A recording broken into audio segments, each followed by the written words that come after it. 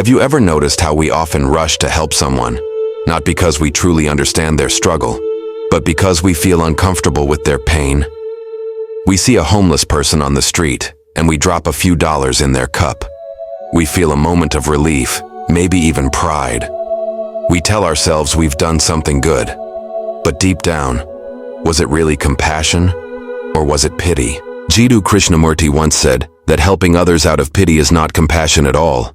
In fact, it can be a form of subtle violence, because when we act out of pity, we're placing ourselves above the other person. We're saying, in effect, you are weak and I am strong. You are needy and I am generous. That division, that sense of superiority, destroys the very essence of true compassion. Think about how it feels when someone helps you but makes you feel small in the process. Maybe they say the right words, but you can sense the condescension in their tone. You walk away not feeling lifted, but humiliated. That's what happens when help comes from pity rather than from love. Krishnamurti pointed out that real compassion has nothing to do with pity. Compassion means you see the other person as part of yourself.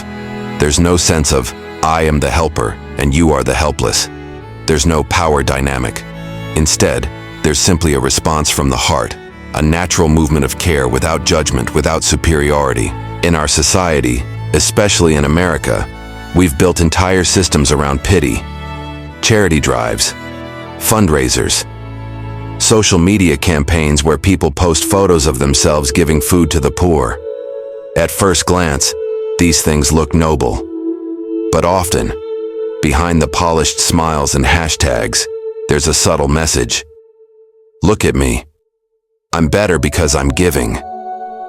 That's not compassion. That's ego dressed up as kindness. And let's be honest, pity is easy. It doesn't demand that we truly understand another person's life. It doesn't ask us to change ourselves. Pity lets us stay comfortable. We toss a few dollars, we volunteer for an hour, and we walk away feeling morally superior. Compassion, on the other hand, is uncomfortable. Because compassion means we're not just giving money or time. It means we're willing to see the reality of suffering without turning away. We're willing to question the structures in society and in ourselves that create that suffering in the first place. Take, for example, someone struggling with addiction. If we help them from pity, we may give them a few words of encouragement, maybe donate to a rehab center, and then move on with our lives. But true compassion would ask us to sit with them, to listen without judgment, to see the human being behind the addiction.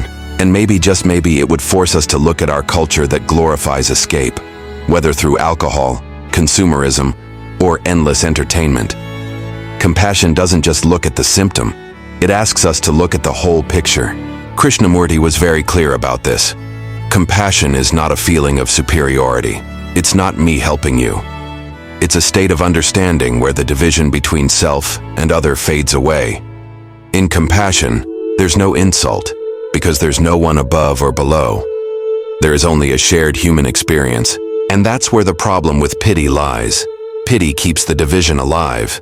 It says, I'm the one with power, and you're the one without it.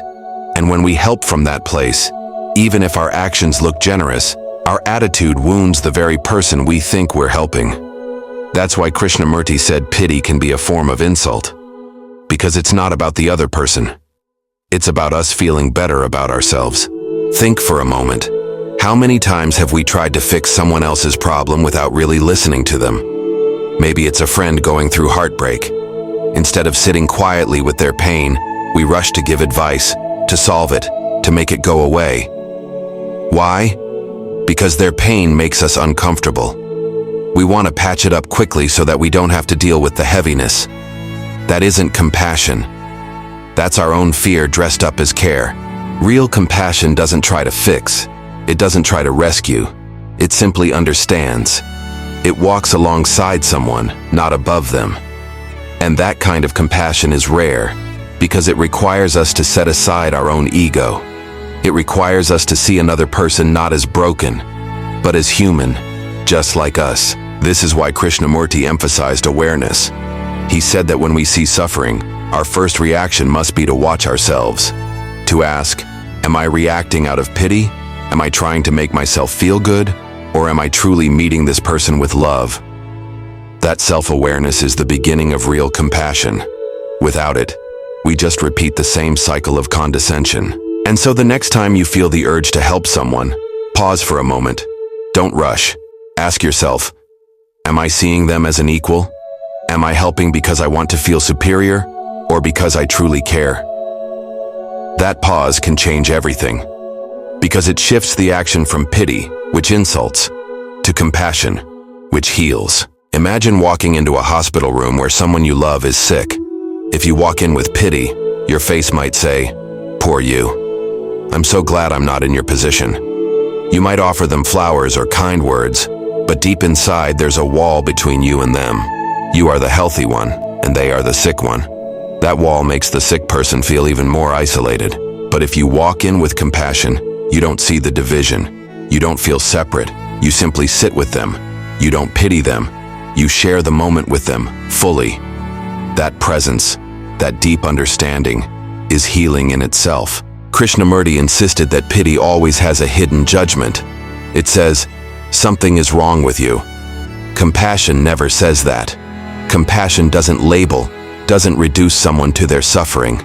It sees the whole person, their joy, their struggle, their humanity.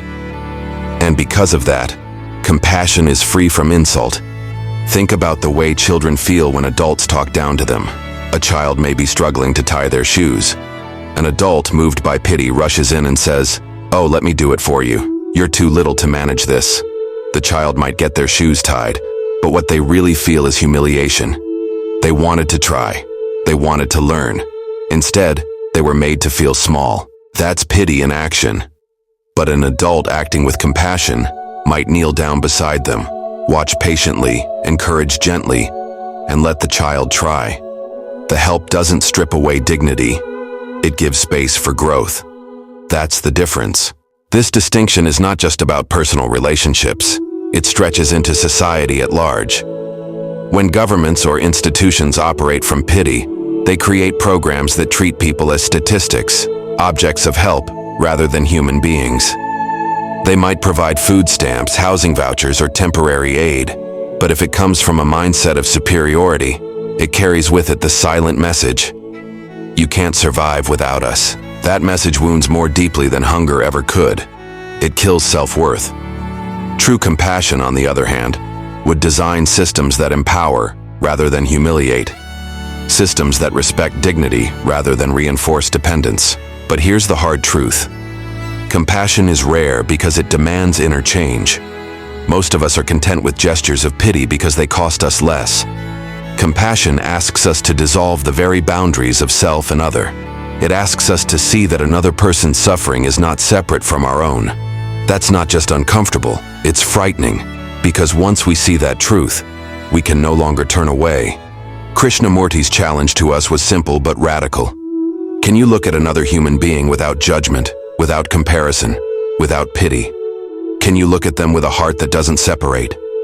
For most of us, the answer is no, because our minds are filled with conditioning. We've been taught from childhood to compare, to evaluate, to measure ourselves against others. That conditioning makes pity the easy route. Compassion only becomes possible when we break free of that conditioning, when we learn to observe without judgment. Let's bring this closer to home.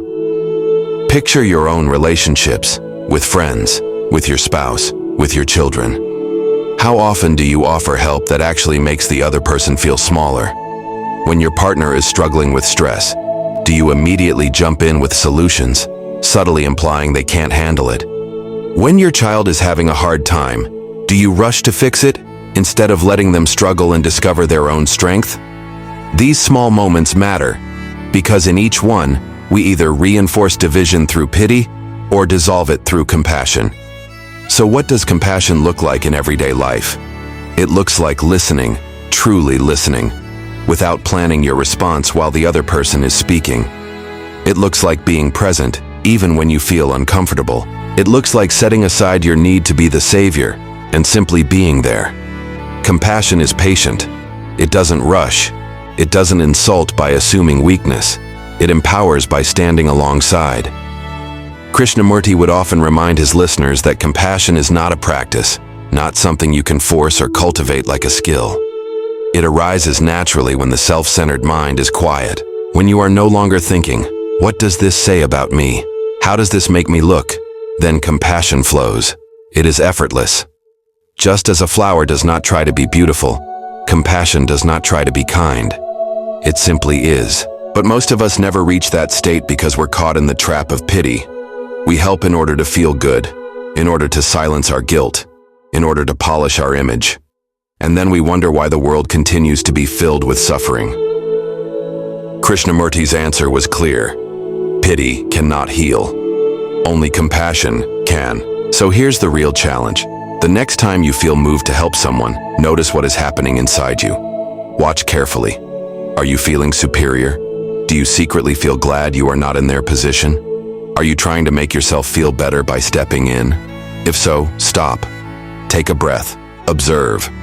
And then ask yourself, can I meet this person not as someone above them, but as their equal, as a fellow human being? Because when help comes from pity, it is an insult. But when help comes from compassion, it is love in action. And love never humiliates. It uplifts. It unites. It heals. In the end, the choice is simple but profound. We can keep helping from pity, feeding our egos while wounding others, or we can step into compassion, seeing ourselves in one another, giving without superiority, without insult. Compassion isn't charity. It's love without condition. And when we meet people in that spirit, we don't just help them. We transform ourselves, and maybe even the world.